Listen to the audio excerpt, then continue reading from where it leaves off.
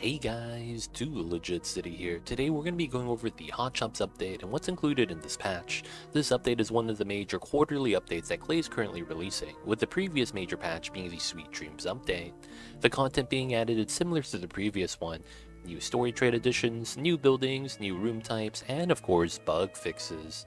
Although I say bug fixes, this update seems to have introduced more bugs, but I'm not surprised given how game-changing one of the new buildings are. That building being the Geotuner. I think it's going to open up geyser taming and designs to a whole new level.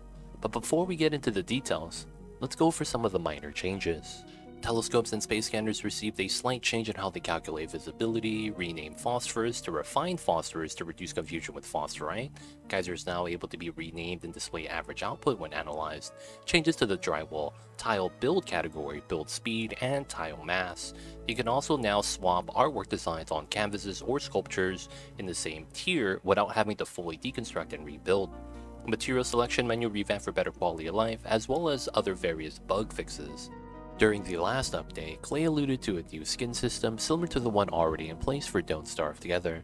They actually introduced a few free sample skins that everyone can redeem for free. All you have to do is go into your game and click on the new supply closet button on the main menu.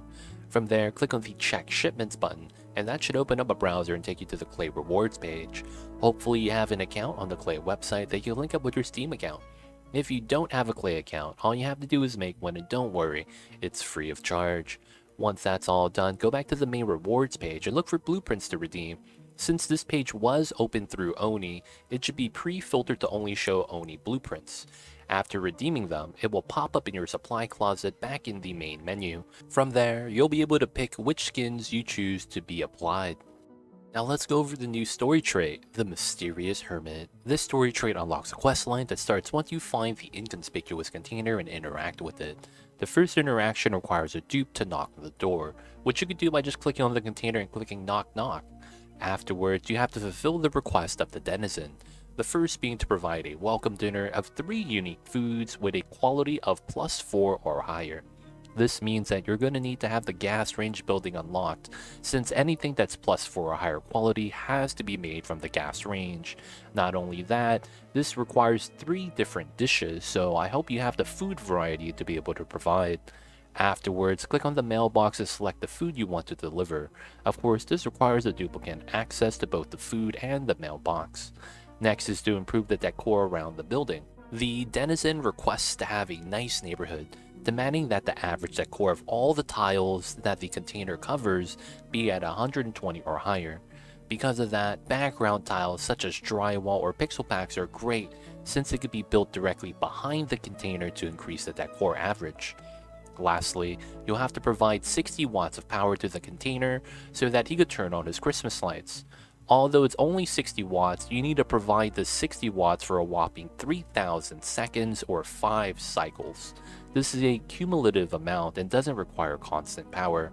At any point, you could click on the quest and hover over the objective of turning on the Christmas lights to see how many seconds remain. Once it's all completed, the Hermit will be willing to join your colony.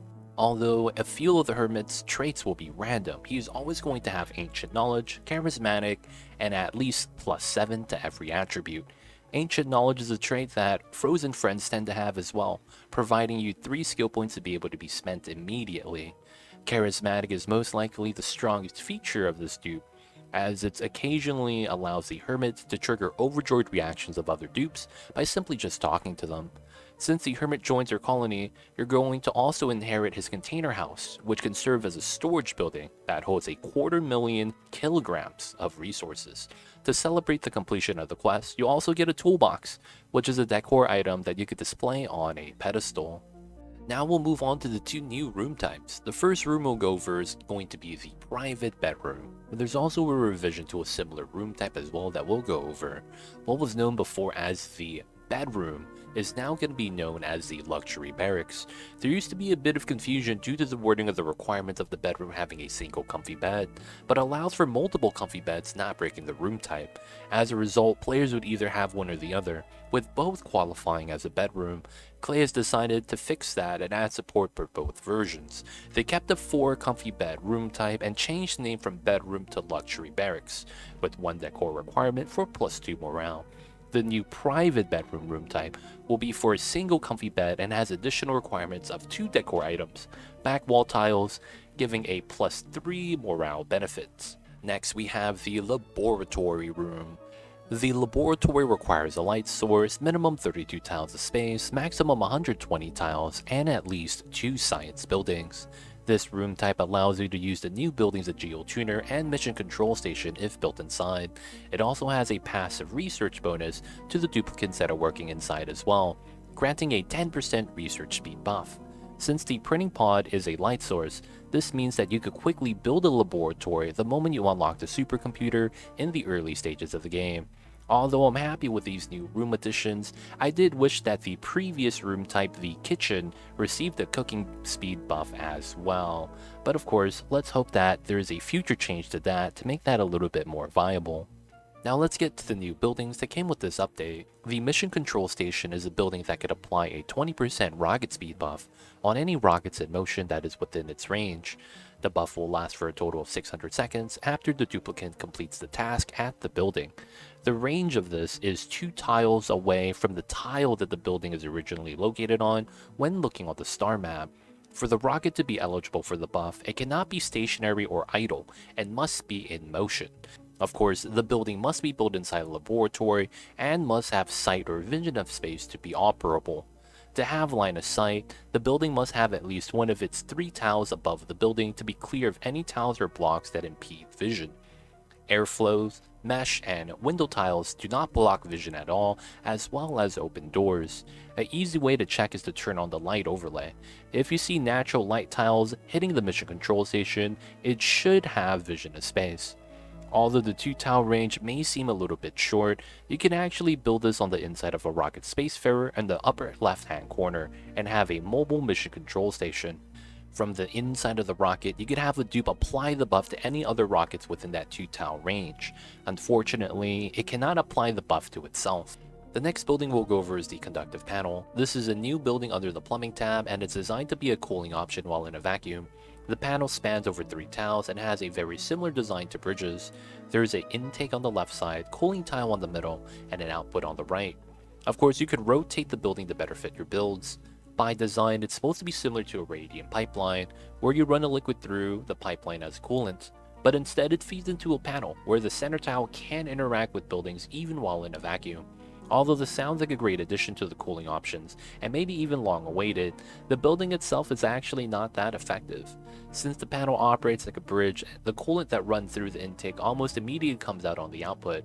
What actually occurs is that the coolant is only active for 1 tick out of the 5 ticks that occur in a second of gameplay. This means that the conductive panel is not as effective as a radiant pipe in a normal situation where the buildings are not in a vacuum. We're not sure if this is actually intended, but there are some solutions to this problem. Immediately after the conductive panel, you could place a liquid valve and create a bottleneck. This bottleneck forces the liquid to stay in the panel longer so that the cooling on the middle tile is more effective. The problem with this is that since you create a bottleneck, only the amount that you release is allowed to flow back in, meaning that you get reduced flow, making this even less effective than a radiant pipe. Because of that, I'm kinda let down by the design of the conductive panel, as I had high hopes when it was announced. Hopefully, it becomes more effective later on in the future. Now for the star of the update, the Geotuner. When this building was announced, I thought that the Geyser design matter would change forever. There were a lot of shenanigans in the public testing branch and even more game crashes. As a result, almost immediately after it was introduced, the Geotuners had to be patched so that there was a hard limit of 5 Geotunings per Geyser, so things don't get too out of control. The Geotuner is a building that applies a buff to a specific geyser of your choice to increase both the output and temperature of the resources generated at the cost of other resources. Each buff increases the amount of resources generated by 20%, and a flat increase to the temperature that varies from geyser to geyser depending on its category. When stacking the Geotuner buff, the 20% is additive, not multiplicative. Before the geyser can become eligible to be geotuned, it must be analyzed by a dupe and must be located on the same planetoid as a Geotuner building. Afterwards, clicking on the Geotuner to select the geyser from the list. Each Geotuner can affect 1 geyser at a time, and there's a hard limit of 5 per geyser. Once selected, the dupes will have to deliver the necessary resources to provide the job, and then work at the building to apply the buff. Each buff will last for 600 seconds of activity and will not lose time while the geyser is either idle or dormant. This means that you don't have to worry about micromanaging the Geotuner for less active geysers like the volcano, or have to worry about dormant periods. Now let's talk about the category of geysers, resources needed for each, and how much temperature is added with each geotuning. Since the increase of resources is always 20% per geotuner active, I'm not going to be mentioning that in any of the data below. Water geysers will require 50 kilograms of bleach stone for each geotuning buff, which lasts 600 seconds, and each one will add 20 Celsius to the output temperature. Water geysers include the water geyser, cool slush, the saltwater geyser, the polluted water vent, and both the cool and regular steam vents. Metal volcanoes will require 80 kilograms of refined phosphorus for each geotuning, and each one adds about 50 degrees Celsius to the output temperature. Metal volcanoes include gold, copper, iron, cobalt, aluminum, niobium, and tungsten. Chlorine and both infectious and hot PO2 vents require 50 kilograms of salt for each geotuning, which each geotuner adding 15 Celsius to the output temperature. Both CO2 geysers, liquid and gas, require 50 kilograms of dirt for each geotuning, and each geotuner adds 5 degrees Celsius to the output temperature. Minor and regular volcanoes require 100 kilograms of abyssalite for each geotuning, which each one adding 150 degrees Celsius to the output temperature. Combustible geysers, which require 100 kilograms of abyssalite for each geotuning, which each geotuning adding 15 Celsius to the output temperature. Combustible geysers include hydrogen, natural gas, leaky oil, and sulfur. So that's a Geotuner and how it operates. Although I didn't mention it, there's a lot of hidden potentials unlocked by that building, and I hope you, the viewer, discover it with your playthroughs. Something like geotuning the cool steam vent, so that a steam turbine can immediately process the steam gas into liquid water while generating power. Who knows what the future of geyser designs has in store for us Oni enjoyers. But with that, that has been the Hot Shots update overview. I hope you guys enjoyed today's video. If you guys have any questions, please leave a comment down below. And of course guys, don't forget to like and subscribe. Thank you guys.